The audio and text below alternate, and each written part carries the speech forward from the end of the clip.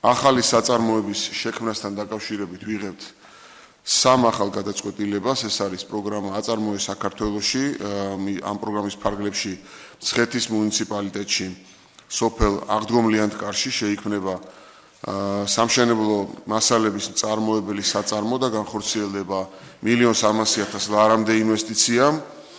ჩხოროწყუს მუნიციპალიტეტში ქვედა ჩხოროწყუში შეიქმნება თხილისა და დაფნის გადამამუშავებელი საწარმო. ინვესტიცია გახლავთ 130,000 ლარი. ჩაის ხელშეწყობის პროგრამის ფარგლებში ოზურგეთის მუნიციპალიტეტში სოფელ ნაგომარში შეიქმნება ჩაის გადამამუშავებელი საწარმო. კომპანიას იჯარის უფლებით გადაეცემა 25 ჰექტარი მიწის ფართობი და თითოეული ახალი საწარმოს შექმნა არის განსაკუთრებით მნიშვნელოვანი ჩვენთვის, რადგან სახელმწიფოს მიერ დაწყებული ეს პროექტები უპირველეს ყოვლისა აძლევს ადამიანებს საშუალებას, რომ წამოიწყონ საკუთარი საქმე და ასევე დაასაქმონ ათობით ადგილობრივი მაცხოვრებელი.